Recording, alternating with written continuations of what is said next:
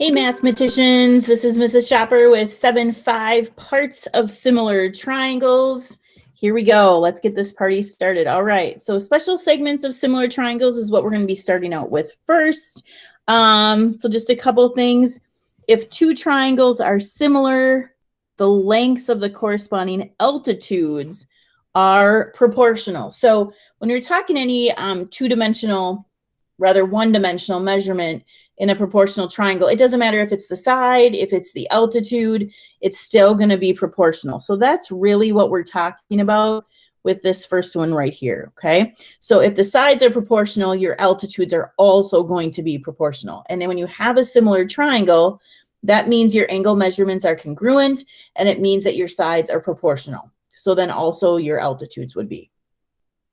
In two triangles that are similar, the lengths of corresponding angle bisectors are going to be proportional, okay? So the first one's talking about the altitudes being proportional. The second one is saying, okay, I have two similar triangles. I've got proportional angle bisectors, okay? And it's the measurement of the angle bisectors, not the angle, but the actual bisector measurement, okay? And the same is true also for the medians.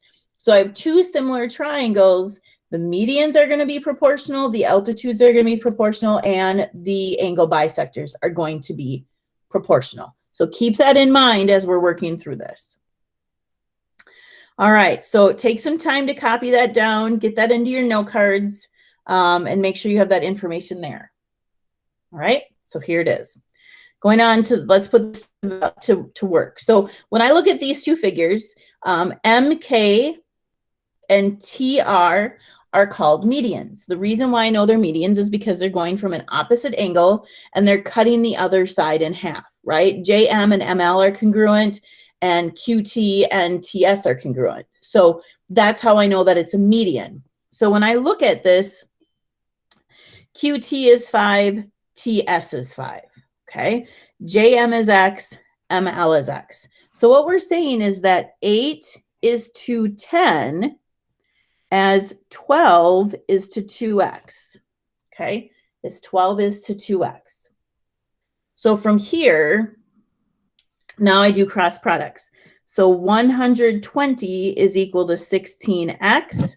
We're going to take 120 and we're going to divide by 16. And so X is equal to 7.5. All right, working with the medians. Again, proportionality with similar triangles. All right, a triangle angle bisector.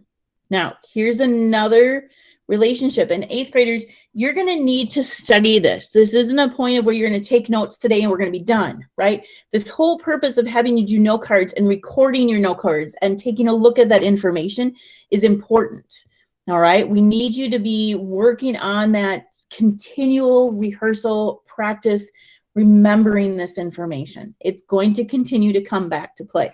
So, angle bisector in a triangle separates the opposite side into two segments.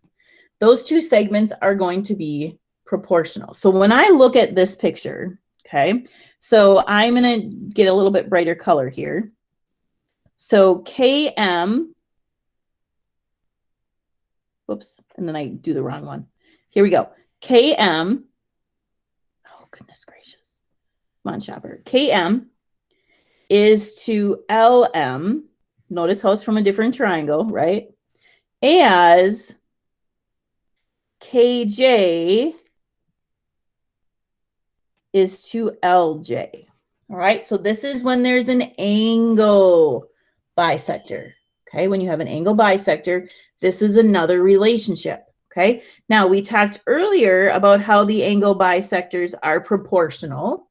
Now we're talking about what the angle bisector does to the other parts of the triangle. So there's two different pieces playing in here when we're talking angle bisectors. Okay, so let's put this to use. So I have my angle bisector. I know that it's a bisector because I see my spots here. I see my angles, right? So when I look at this,